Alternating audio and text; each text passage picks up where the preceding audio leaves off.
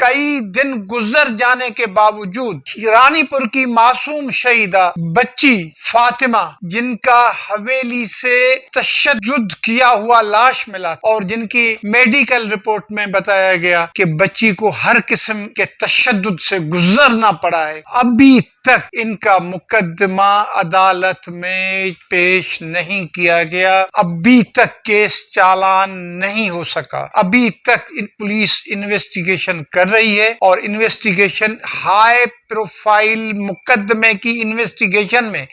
اتنے دن گزر جانے کے باوجود پولیس مرکزی کیس کے مرکزی ملزم، کیس کے مرکزی نامزد جوابدار اسد شاہ سے ان کے موبائل فون کا پاس ورڈ حاصل کرنے میں ناکام رہی ہے، جس کی وجہ سے سوسائٹی میں یہ بات پھیلتی جا رہی ہے کہ پاکستان میں جو حشر اس سے پہلے ہائی پروفائل مرڈر کیسز کا ہوا ہے، اس بچی کے کیس کا بھی وہی حشر ہونے جا رہا ہے۔ بہت ہی دکھ اور افسوس کی بات ہے جب یہ کہا جا رہا ہے پولیس کی جانب سے، جب پولیس کے جو انویسٹیگیشن آفیسر ہیں قاضی بچل صاحب، وہ آ کر کے یہ کہتے ہیں کہ ہم ابھی تک ان سے موبائل کا کوڈ حاصل کر نہیں سکے۔ دوسری جانب یہ الزام لگنے کے باوجود کہ ان کا بچوں کے ساتھ جنسی سلوک کے حوالے سے ڈارک ویب سائٹ کا سے تعلق رہا ہے اسد شاہ کا، اس لیے یہ موبائل فون کی فورینسک ٹیسٹ ہونی بھی ضروری ہے اور اس کا موبائل کو کھولنا بھی ضروری ہے اور دیکھنا ہے کہ اس میں کیا کیا چیزیں پڑی ہوئی ہیں۔ پولیس کو ابھی تک کامیابی نہیں ہوئی ہے۔ ڈی آئی جی صاحب Javed Jaskani, S S P Rohal Khan Khoso, سب یہ کہہ رہے ہیں کہ جانچ ہو رہی ہے، تفتیش ہو رہی ہے، لیکن ہو کیا رہا ہے یہ کسی کو کچھ پتہ نہیں چلتا۔ ہفتے والے دن سندھ کے وزیر صحت ڈاکٹر سعد خالد نیاز اور وزیر قانون محمد عمر سومرو صاحب خان وان کے قریب نوشہرہ فیروز ڈسٹرکٹ میں علی محمد فرو گاؤں میں گئے ہیں، جہاں پر انہوں نے فاطمہ کی والدہ اور والد کے ساتھ تعزیت کی ہے۔ اچھی بات ہے، عمر صاحب نے اور نیاز صاحب نے یہ ان کو آفر دی کہ اگر آپ کو یہاں پر تحفظ نہیں ہے ہم آپ کو کراچی میں رہائش دیں گے، اور جو فاطمہ کی 2 بہنیں اور ایک بھائی ہے ان کو تعلیم کا خرچہ بھی گورنمنٹ اٹھائے گی۔ یہ بہت ہی اچھی بات ہے۔ اس موقع پر جہاں زیب شیخ صاحب ڈپٹی کمشنر نوشہرہ فیروز وہ بھی وزراء کے ساتھ تھے، تو روحل خان خوسو ایس ایس پی جو اس معاملے کی تحقیقات میں جن کا کلیدی رول ہے وہ بھی ساتھ تھے۔ لیکن پھر ہوتا کیا ہے؟ ہوتا یہ ہے کہ اتوار کی صبح کو ملک کے تمام بڑے بڑے چینلز پر یہ خبر نشر کر دی جاتی ہے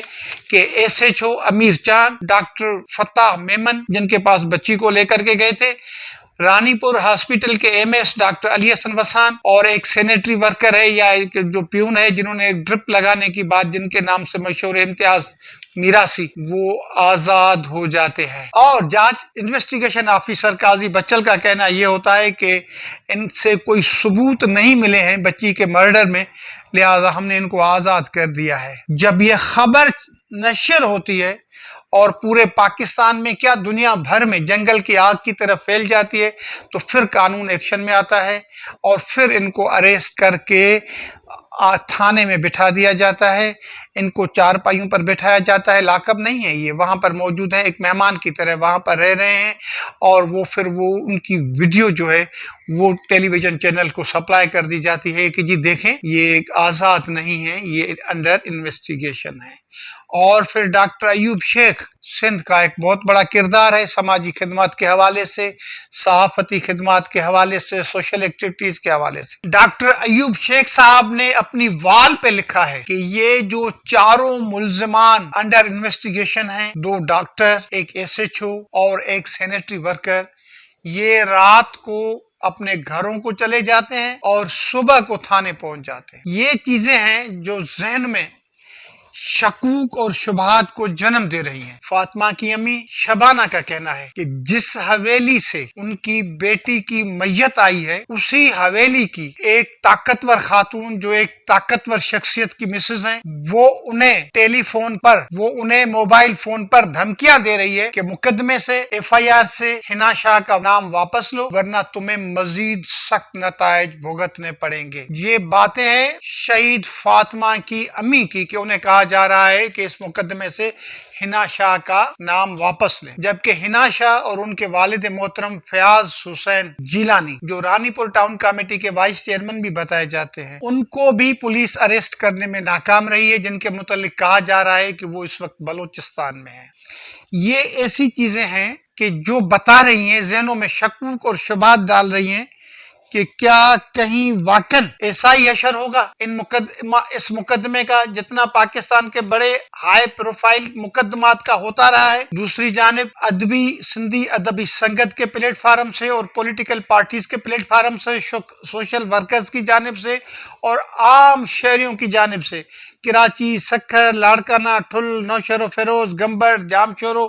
شہداد کوٹ، میرپور خاص، اڈیرو لال، لکھی، مہرا پور، ڈرگڑی، فرید آباد اور سندھ کے کئی اضلاع میں، کئی شہروں میں، کئی دیہات میں